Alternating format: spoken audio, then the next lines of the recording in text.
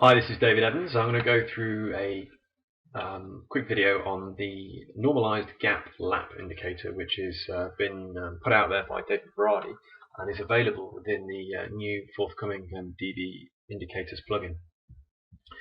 As a quick recap about gaps and laps, a gap is where the market opens up away from the previous close.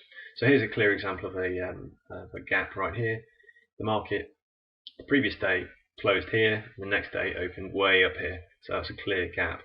A lap is where the market opens away from the close, but still within the confines of the previous day's range. So here we have today, which is the 12th of May, the market opened down away from the close, but still within the range of the previous day. So that would be a lap down. So we've got a gap up, and this would have been a gap up here. So the market gapped up, and then a typical gap fade strategy, which is what I'll be sharing here, is where you fade the gap. So this is with the gap up here. The typical strategy would be to go short until the gap is closed, which would be, and your target would be the previous high. With a lap, your target would be the previous close. So let's have a look at the DV indicators, and we can see how that indicator actually works. Actually, there's one I prepared earlier, but I'll actually just close that. So we go start from the beginning. Right, I'll just bring this up. So it's very simple. You just the plugin is available as an add-in to Excel. So we first select the market. So in this case, we're going to look at the SPY.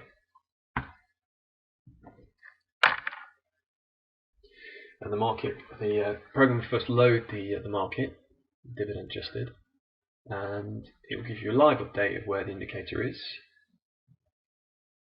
and how particular, what the particular performance of various scenarios has been in the past. Now, what this does is it shows you the performance of the last 20 instances of each type of gap, and is divided into quintiles.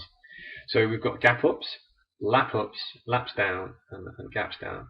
And what David Berardi did with normalized gap lap indicator is saying that no two gaps are the same. So you might have a large gap up, but how do you know how large that is? And what it effectively does, it looks at the size of today's gap or lap and compares that to other gaps in the past to give you an idea of how the current size compares.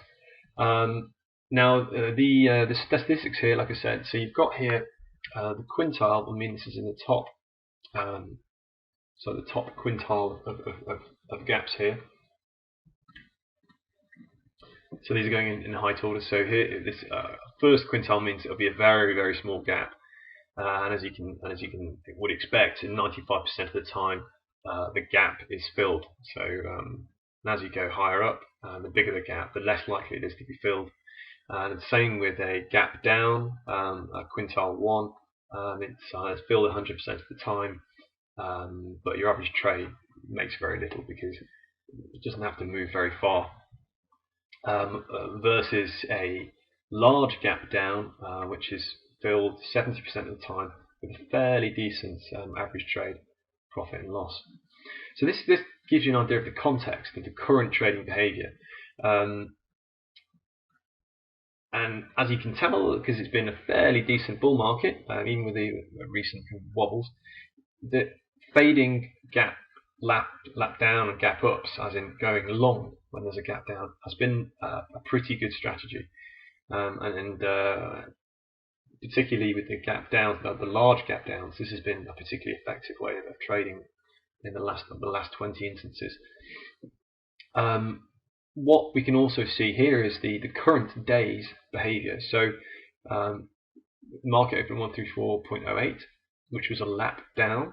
Now this DVLD tells us the size of that, or the percent ranking of that. So it's in the it's 55% out of 100. That's the size of that lap down, and that puts it in the third quintile.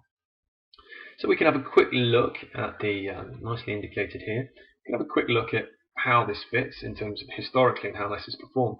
So of the last 20 instances of this, 100% of them have been filled with an average trade profit and loss of about 0.28%.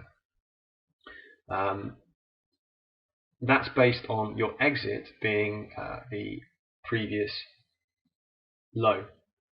If you want to play around with it, you can actually instead of it being exiting on the low, you can play around with it so that you exit on the close, even if, let's say, for example, your target was reached. So you can see that the statistics change here, but and interestingly, the gaps down become a lot. What was a very useful strategy becomes a bit unprofitable. So it's interesting to compare and toggle between the two.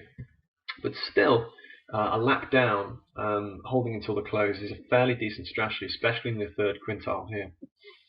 So if we go back to the market, so here's the spiders today.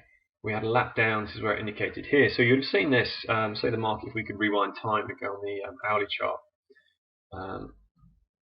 The market opened in real time about here. Backed around for a bit.